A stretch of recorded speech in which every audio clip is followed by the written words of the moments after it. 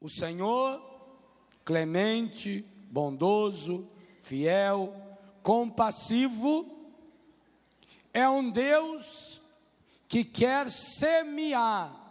Essa é uma palavra forte da liturgia hoje. Semear o seu reino no coração e na vida de cada um de nós.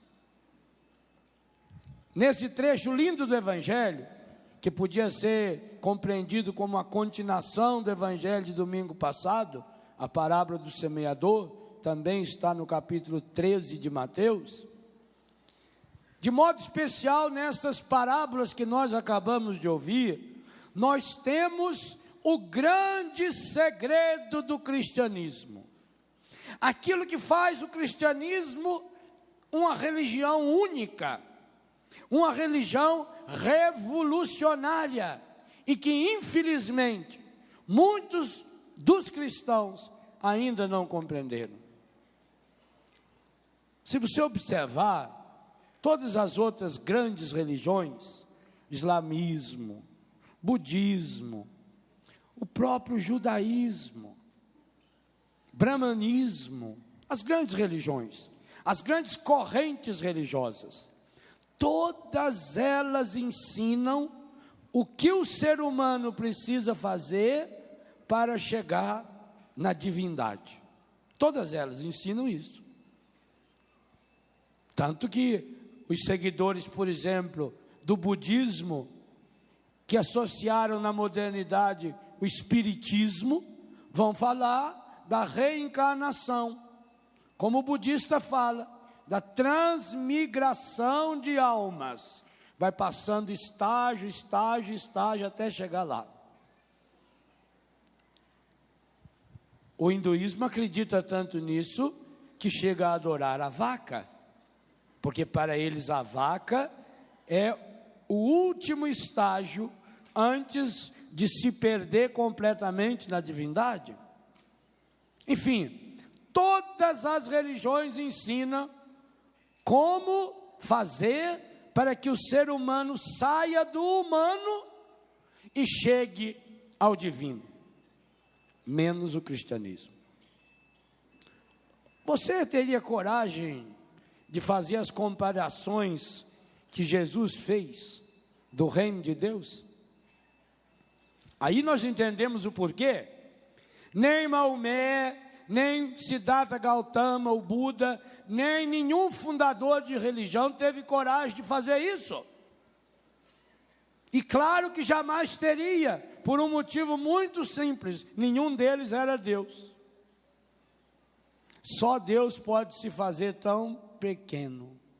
Ao contrário dessas correntes religiosas todas, que são caminhos de sair da terra para chegar no céu, Jesus veio inaugurar um modelo aonde o céu chega na terra. Que coisa espetacular! Cristianismo é o caminho usado por Deus para se fazer gente. A verdade fundamental do cristianismo, a revolucionária verdade do cristianismo, que nós rezamos todos os dias quando rezamos o Ângelus do Senhor: o verbo de Deus se fez gente e habitou entre nós. Gente, essas comparações no Evangelho de hoje e tantas outras que Jesus fez, se ele não tivesse feito, você acha que a igreja tinha coragem de inventar? O reino dos céus é semelhante a um pai de família que semeou a semente do trigo no seu campo.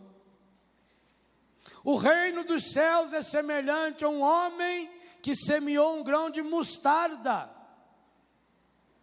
Mostarda parece até um tempero insignificante, ao menos para a nossa cultura, que é uma sementinha de nada, do tamanho de um grão de trigo, e a árvorezinha fica desse tamanho assim. Os passarinhos vêm até fazer ninho ali. Não vão pensar também que Jesus falou que foi a maior árvore, pensar que é maior do que um eucalipto, maior do que as outras hortaliças, fica desse tamanho, não exagera também.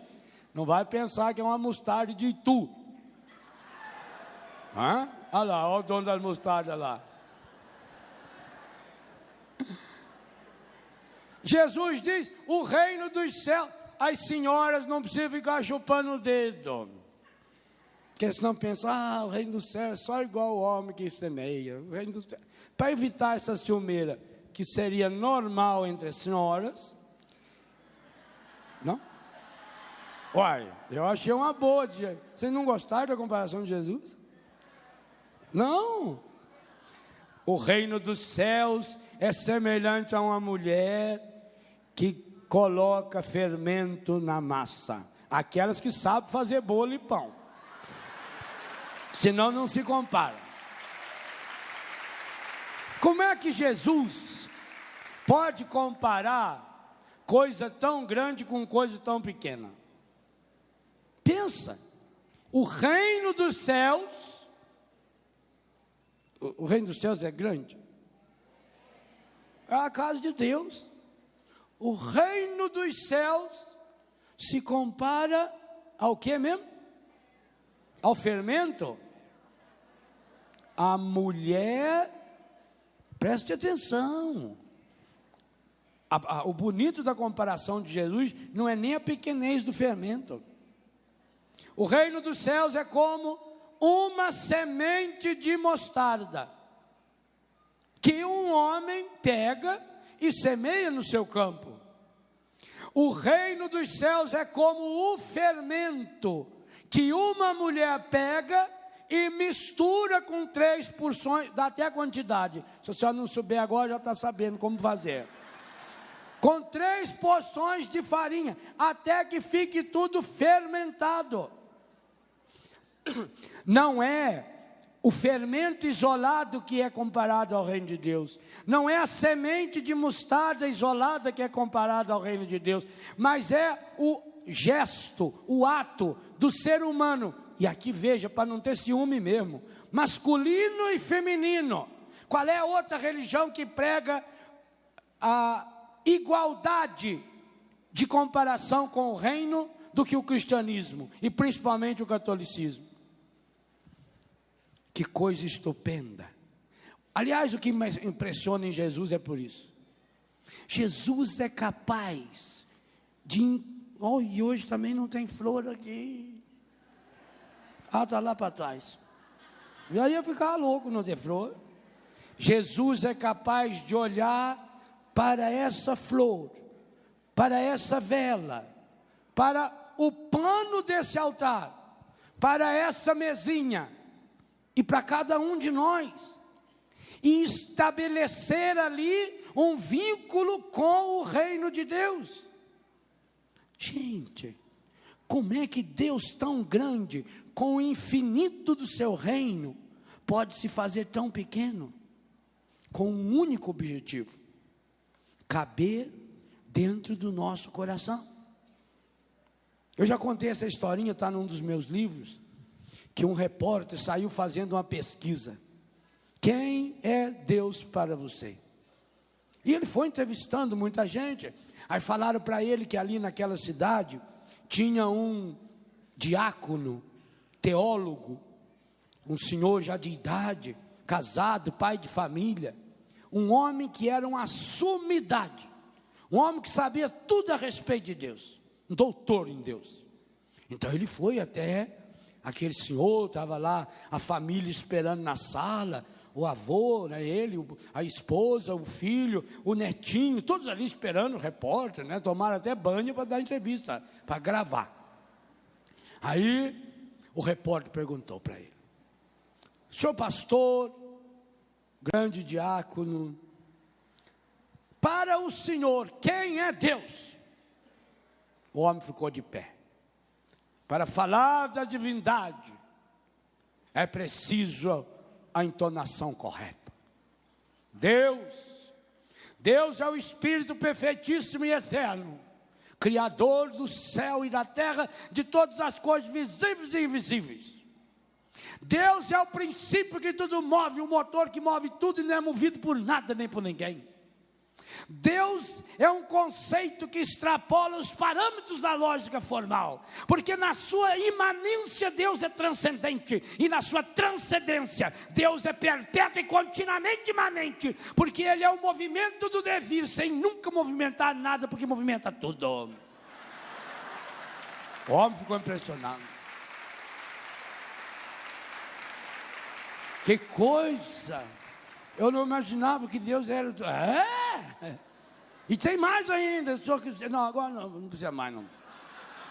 Para quebrar aquele clima, o repórter brincou com o molequinho, o netinho, de uns 7 ou 8 anos. E para você, quem é Deus? Ele falou, Deus é tão grande que nem o meu avô sabe explicar direito. Mas é tão pequenininho que cabe inteiro no meu coração. É isso que Jesus veio ensinar hoje. Essa grandeza de Deus. Gente, não fica procurando Deus nas coisas extraordinárias. O povo gosta de coisa extraordinária, né? Fala, lá não sei aonde, cortaram uma bananeira, e o talo da bananeira é a Nossa Senhora igualzinho. Já vai ter a fila da Nossa Senhora da bananeira.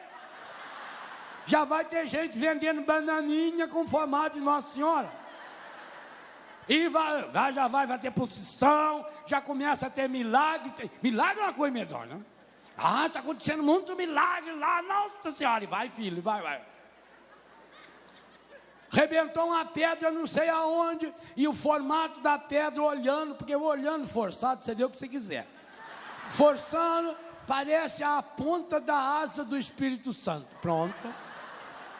Já começa, manifestação. Vi falar, inclusive, que o sol para, a pessoa fica... Lá no Ceará, o povo foi tudo no Canidé, lá teve gente que ficou quase cego.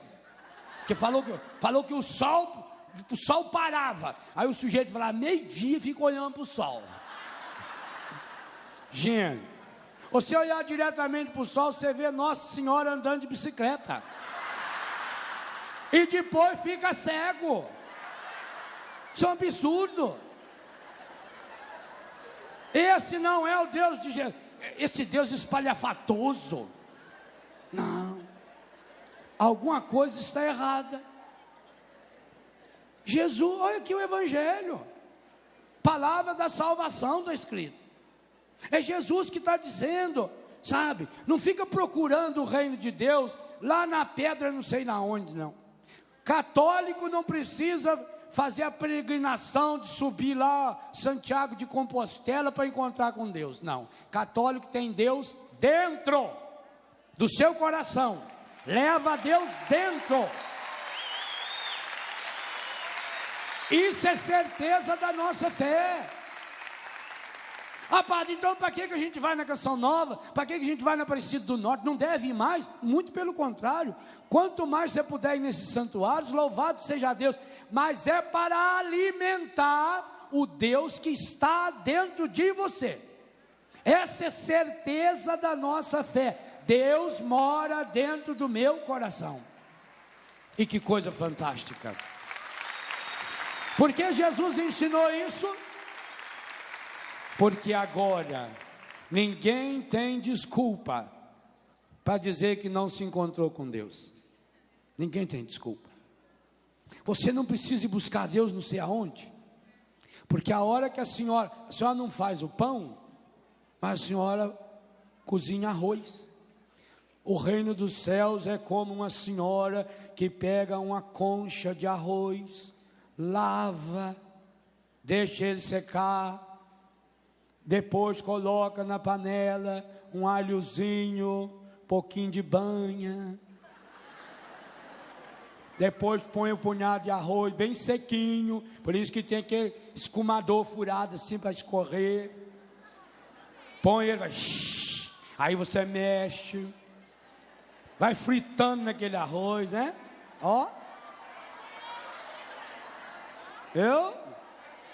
Aí você coloca o dobro de água quente quente, para prestar, né, mãe? Eu aprendi com a minha mãe, ó. Aí não precisa mexer mais, não. Aí só tampa, fogo baixo. O reino de Deus. O reino de Deus é como uma senhora pegando a sua vassoura e varrendo a sua casa. É isso que Jesus está ensinando, sim. É lá que você vai rezar. Eu não acredito em gente que só reza na igreja, em acampamento, em grupo de oração. Lá, planta bananeira no Espírito. Reza em todas as línguas possíveis e imagináveis. Mas não reza a língua do amor em casa, que todo mundo entende. Só a pena. Jesus está dizendo, o reino de Deus, compara com um arroz. Só está lavando o banheiro, lavando o vaso sanitário. O reino de Deus é como aquela senhora, aquela jovem, aquele jovem que pega uma vassourinha e lava o vaso sanitário. Isso é o reino de Deus. O reino de Deus é feito qualquer trabalho humano, masculino e feminino. Significa que aquilo que eu faço, seja lá o que for, aí está uma semente do reino de Deus. Agora observe bem, em todas as parábolas Jesus sempre coloca a palavra semente, porque a semente você leva dentro do bolso. Eu tenho na minha casa 22 pés de flamboyance, que eu levei da casa da minha irmã Zanete. Estava saindo da casa dela, apanhei lá em frente lá do flamboyant, a semente, tirei, pus no bolso, levei no meu bolso. Você olha lá em casa hoje, uma árvore grande, os outros um pouco menor, estava no meu bolso. E quando? Quando era semente. O reino de Deus é semente, significa isso, que é você que vai fecundar. Pensa na semente de ontem. É você que vai, agora com a honestidade, com a coragem, com a força, com a persistência, com a perseverança, é você que vai ajudar essa semente transformar-se em flor, em fruto, em árvore frondosa. Aonde você estiver, fazendo o que você estiver, se trabalha no escritório, o reino de Deus é como aquela moça que está digitando no computador. Agora, para transformar o que eu faço em reino de Deus, eu preciso entrar na mística de Jesus. E aí que coisa fabulosa.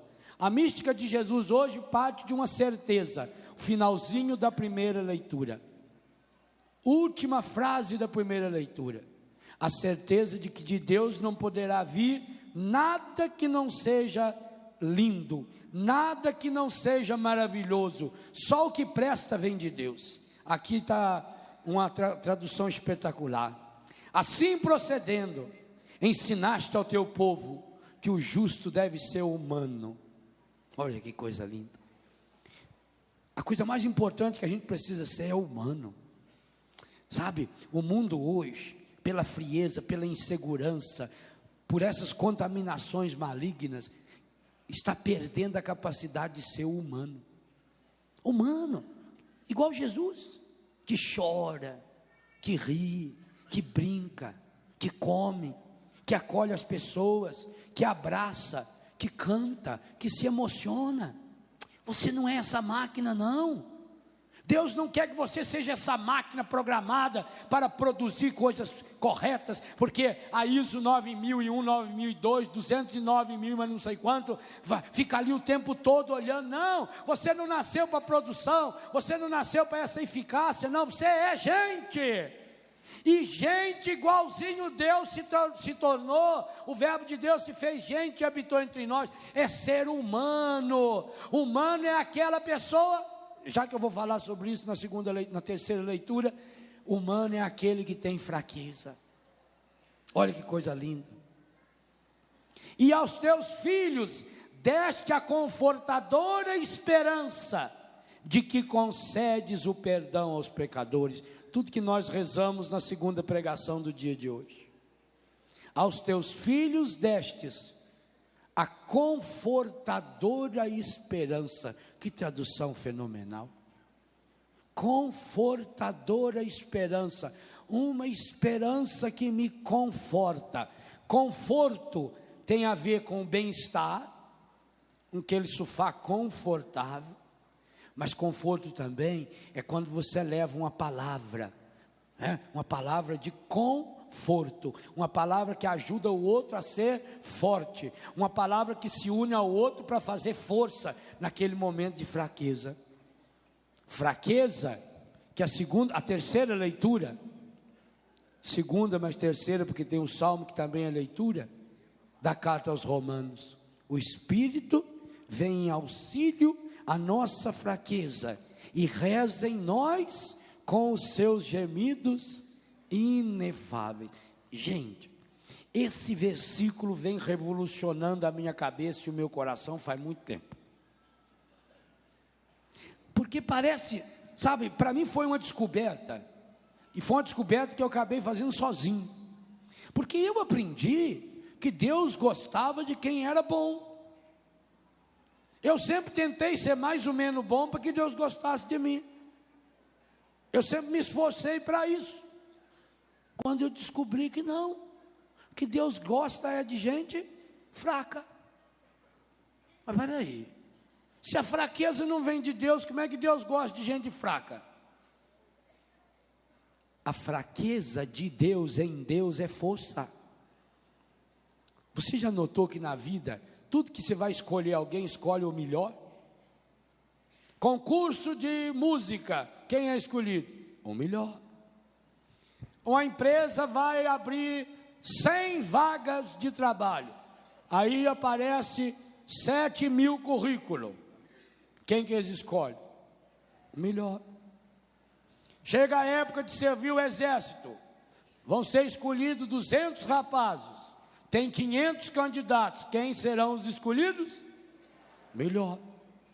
Você também, quando vai comprar uma roupa, se tem dinheiro para pagar qualquer uma delas, qual você escolhe?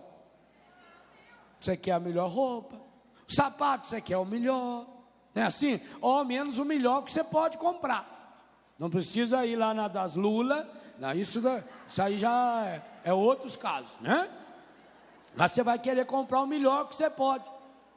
Você vai escolher a comida, tem aqui um prato ruim e um prato de comidinha melhor, qual você escolhe?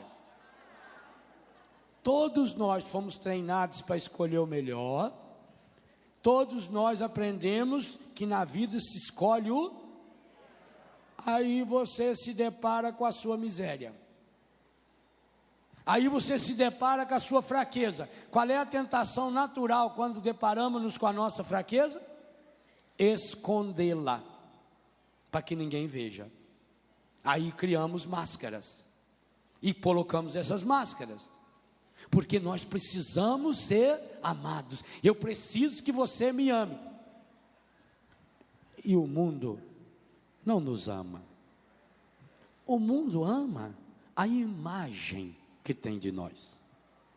As pessoas não amam a gente. Já contei isso, está no meu livro Saborear a Vida, onde eu digo: as pessoas gostam de mim e de você do mesmo jeito que nós gostamos de papel higiênico. Sabia disso? Papel higiênico é o bicho mais orgulhoso que tem na face da terra. Eu tenho feito uma pesquisa já há muitos anos sobre papel higiênico.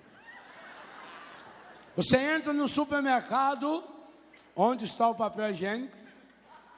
Numa ala exclusiva, só dele, VIP. Enfileirado ali um por cima do outro, em pacote de 2, de 4, de 8, de 16. Tá aquela filona.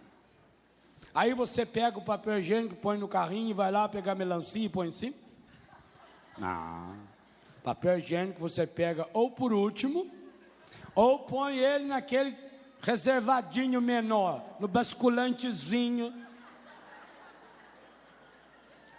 Quando você no supermercado vê uma dona empurrando o carrinho, observe o papel higiênico, se ele não vem com o bracinho de fora.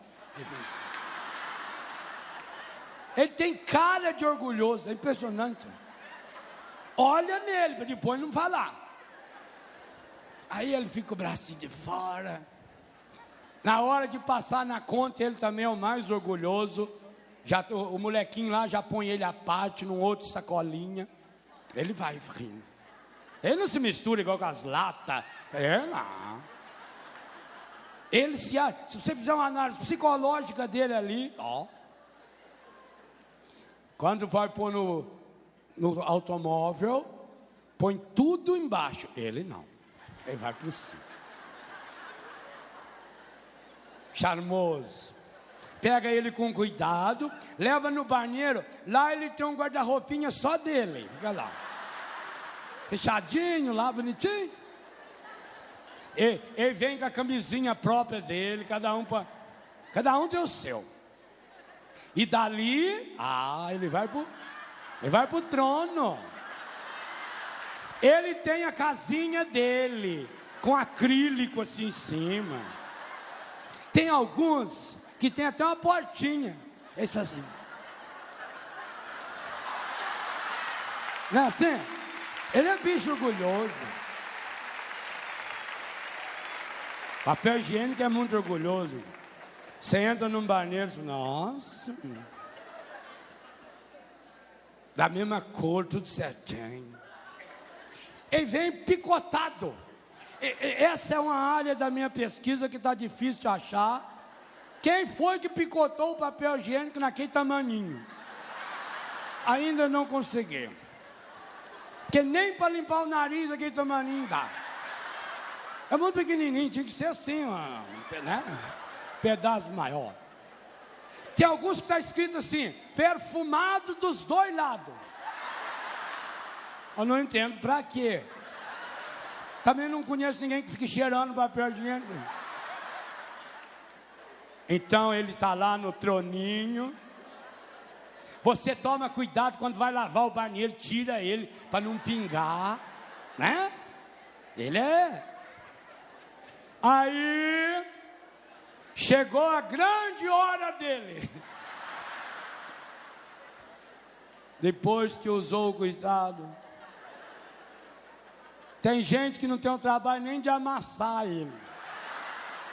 Joga lá de qualquer jeito, assim, com o carimbo aparecendo ainda. Você tem nojo do próprio, do que você usou, ou não? Pois deixa de ser papel higiênico diante do cardíaco, seu bobo. O mundo adora você igualzinho nós adoramos o papel higiênico. A hora que o encardido usar você, ele vai fazer igualzinho você fez com o papel higiênico. Joga no lixo, porque ele não sabe fazer outra coisa. Você não nasceu para ir para o lixo. Mas não pense você... Não pense você que o demônio quer levar você ou quer me levar para o lixo porque a gente é importante para ele. Não. Sabe por que o demônio quer levar você para o lixo? Sabe por que o demônio quer levar o Léo para o lixo? Porque a hora que nos jogar no lixo, o Cristo que está dentro de nós vai junto. E é isso que ele queria. E é essa a grande ofensa que nós fazemos a Deus. Porque o Espírito Santo que está em nós, na hora que você vai para o lixo do demônio, ele não pula fora de você. É essa fraqueza de que nos fala Paulo. É essa fraqueza que eu preciso reconhecer, eu sabendo que eu não sou nada, que eu sou pior do que o papel higiênico, que eu sou um monte de esterco, mas que a graça de Deus vem e me levanta, e me eleva, e me devolve a dignidade de gente, de pessoa. Humano, final da primeira leitura. Aí eu entendo o reino de Deus, a semente do reino de Deus, que vai crescendo em mim, através de mim. O Espírito vem e auxilia a nossa fraqueza. O mundo faz o contrário, gente. O que o encardido quer é pegar a minha dignidade, a sua, de homem, de mulher, de sacerdotes, seminaristas, mães, pais de família, jovens, missionários, povo de Deus, pegar a nossa dignidade. E o que ele vai fazendo? Ele vai martelando, ele vai machucando, e vai deformando, ele vai nos empurrando para baixo. Você vai entrando lá naquele fundo de poço. Esses dias eu vi na televisão um homem que cabia dentro de uma caixa de 40 por 40. É o que o demônio vai fazendo com a gente. Ele vai arrumando aquela caixa e vai te apertando e jogando e quebrando e machucando. E você vai estar esfoladinho, encolhidinho. E aquele complexo. Eu não sou nada, eu não consigo nada. E o peso da minha vida em torno de mim. Levanta! Jesus Cristo morreu, virou gente, ressuscitou para quê? Para você ser aniquilado desse jeito? Não, meu irmão. A sua vocação não é de papel higiênico. Eu disse que o mundo gosta de nós igual nós gostamos de papel higiênico, mas a sua vocação não é essa. Você não pode permitir que o seu corpo, o seu sangue e a sua alma, pela qual nosso Senhor Jesus Cristo deu sua vida na cruz, mas não foi só lá na cruz do Calvário, há 2000 anos, não, é nesse Calvário, nessa cruz da Eucaristia, em milhares e milhares de celebrações que acontecem a cada dia, o Cristo continua feito esse pelicano, arrancando de si, para nos alimentar com o seu corpo, sangue, alma e divindade, para que a gente tenha uma certeza absoluta, por menor que eu tenha chegado, em consequência dos meus pecados, a graça de Deus veio ao encontro da minha fraqueza. Então eu não preciso mais ficar com a máscara, eu não preciso mais da hipocrisia, para que as pessoas amem a imagem que tem de mim. Eu não preciso mais viver fazendo média, porque triste de quem vive fazendo média, é que chega uma hora que a pessoa cai, máscara cai, por melhor que seja a máscara, ela cai, por melhor que seja a cola do rótulo, ele cai. Não adianta, meu irmão, minha irmã, a gente precisa parar de ser fingido diante de Deus, porque senão essa semente do reino, que foi semeada, e que você é chamado a semear, Deus está querendo transformar tudo que você é, tudo que você faz, em semente do reino, feito grão de mostarda, feito fermento, feito mais do que isso. Na explicação da parábola, há uma frase fenomenal no final do Evangelho. O Senhor convida-nos, a cada um de nós, a que nos tornemos sementes do reino. Versículo 37.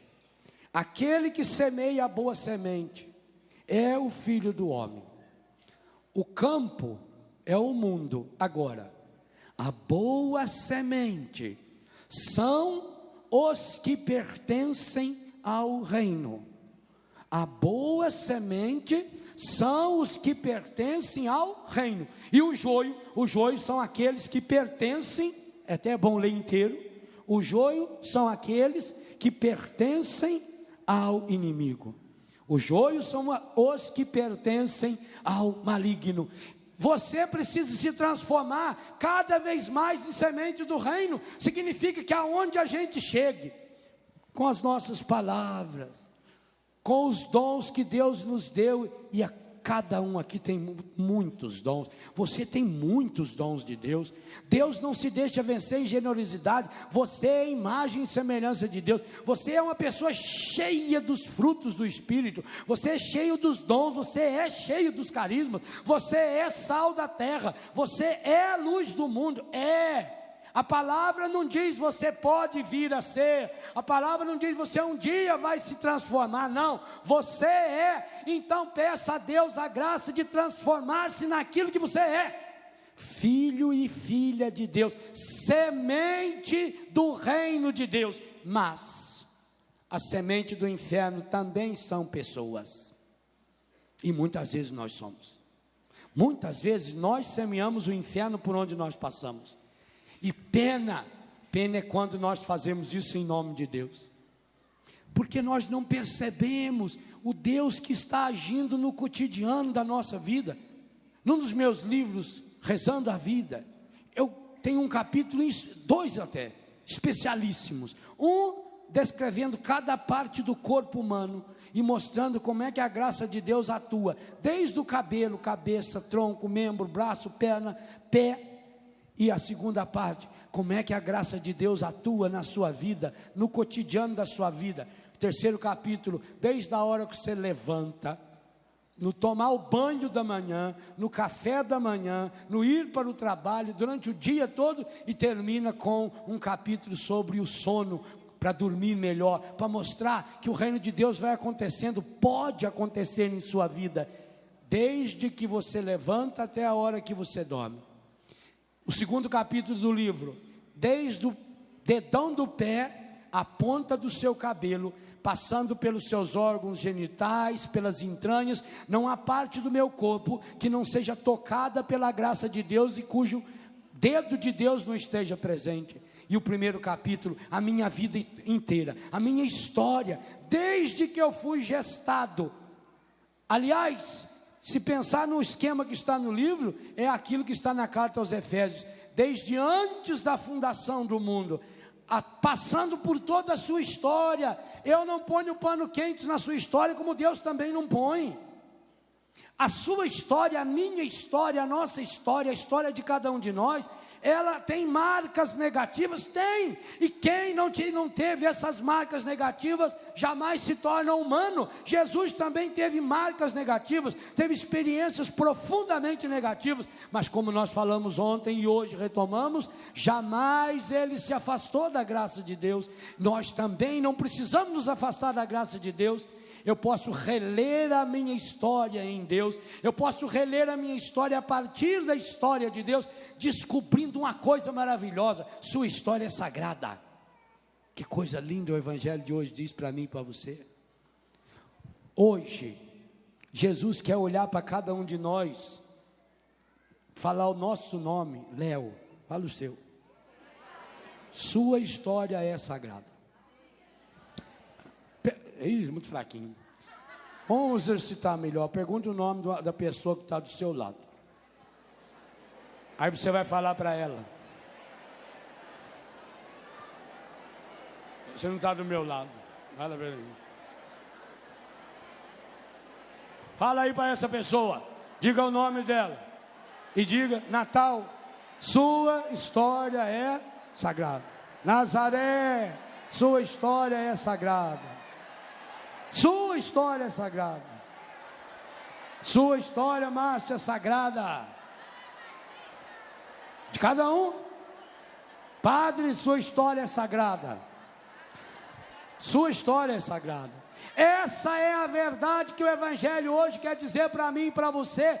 É por isso que você pode mergulhar cada dia mais a sua vida no coração de Deus. É por isso que Deus quer curar você, para você sair daquele buraco, daquele processo de apequenamento. Entenda bem a fraqueza contrária à fraqueza do mundo. Gente, aliás, o Evangelho diz, São Paulo reafirmou algumas vezes isso: aquilo que para o mundo é fraqueza, para Deus é força. Ao longo da história, como Deus chamou os homens e as mulheres fracos. Aliás, cita o caso de um forte que foi chamado. Está no livro Corações Curados. O livro inteiro conta isso. Acha na Bíblia um único caso. Só um. E eu como a Bíblia. Acha na Bíblia um caso em que Deus escolheu o mais forte. Nenhum caso. Nenhum caso. Desde o Gênesis ao Apocalipse, os escolhidos de Deus foram sempre os fracos. Os escolhidos de Deus foram sempre os piores. Olha aqui, vai ver. Eu falo isso de cadeira. Falo com autoridade. Se há uma coisa que eu sou grande, é na pequenez do meu pecado. Eu sei também. A Bíblia inteira. Eu já disse que Deus é humorista. Deus faz as coisas para ficar dando risada da gente. Você já pensou quando ele foi escolher o pai do povo? Ele escolheu Abraão, um velhinho de 100 anos, casado com a Sara, uma velha de 90, que quando era moça era estéril e histérica, porque a danada era problemática, briguenta, que é uma coisa medonha. Agora, para que Deus escolheu se casar de velhinho? Velho, gente, velho já vai gostando de se enroscando num canto, né? Já quer ficar no seu cantinho. Vão lá, vô. Não vou não, minha filha, estou muito cansado, né? No meu tempo era bom, né? Pois Deus chamou e falou, vai, sai da tua terra, onde eu vou te mostrar. E Deus, para rir mais, ainda nem falou aonde era a terra. Coitado do Abraão, vamos, sabe? Abraão, onde nós estamos indo? Deus provê, Deus proverá, né?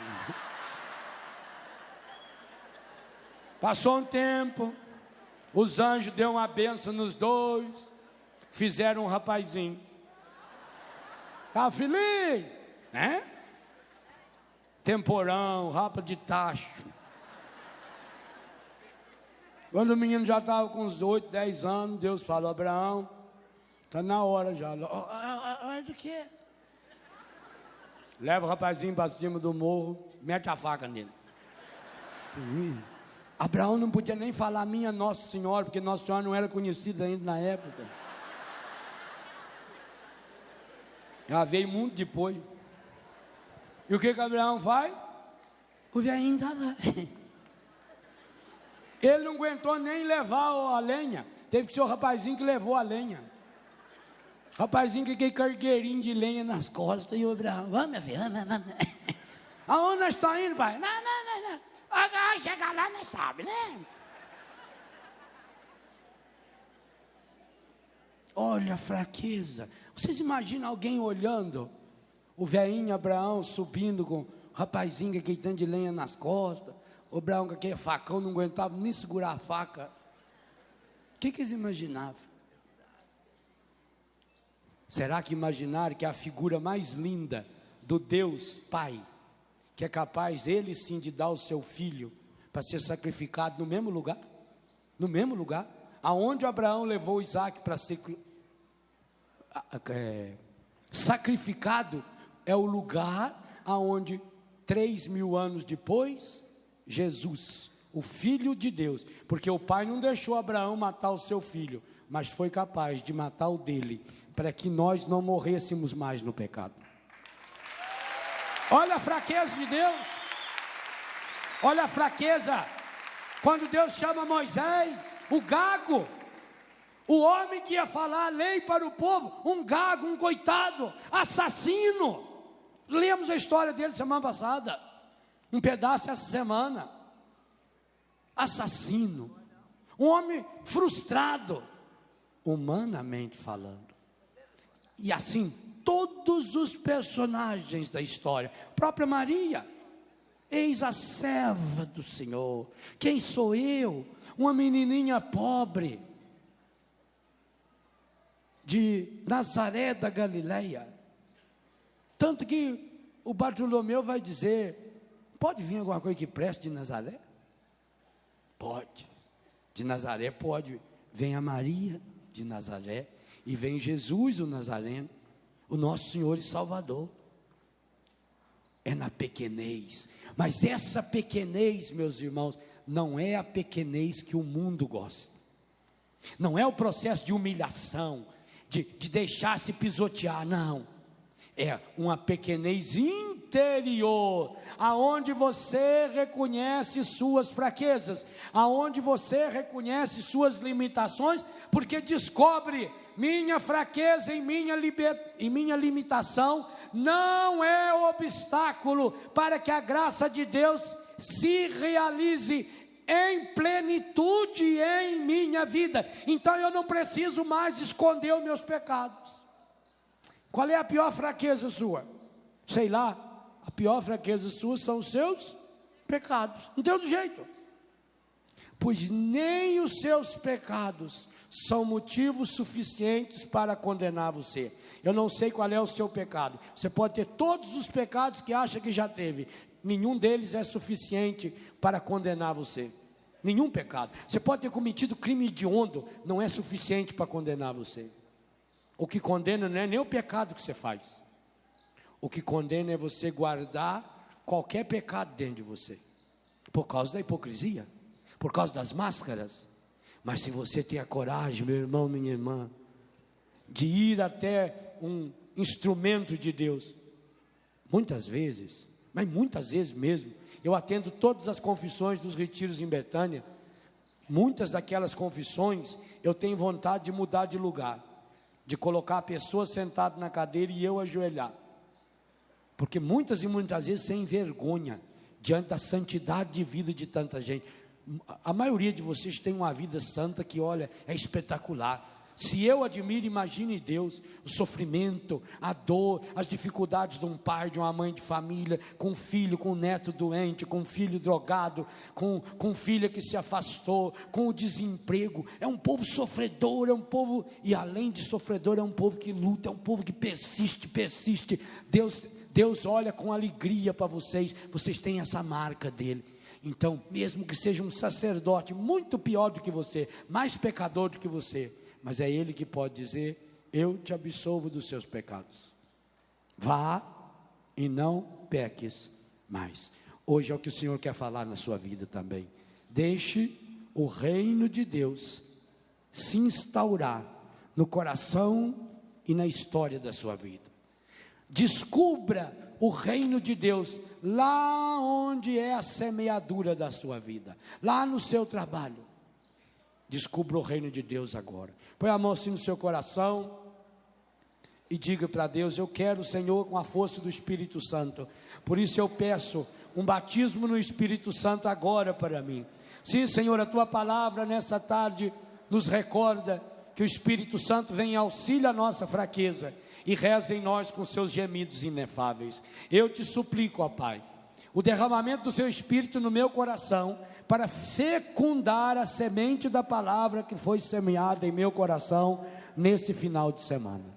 Sim, Pai, eu peço a força do Espírito Santo para que nenhum dos problemas enfrentados, as dificuldades, os transtornos, pelo grande número de pessoas, pelas ausências ou carências que aconteceram em consequência disso, que nada, Senhor, que nada seja obstáculo para que a tua palavra fecunde profusamente o meu coração agora. Sim, Senhor, que essa tua palavra enraize-se no meu coração.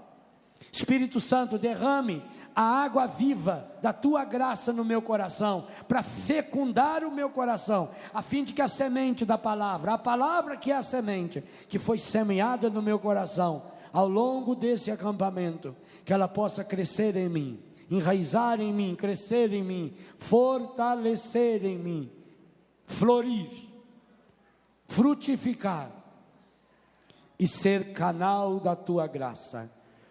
Pai Santo, Pai querido, Pai amado, eu quero ser semente do teu reino por onde passar. Eu quero, Senhor, planifique a minha história, santifique a minha vida.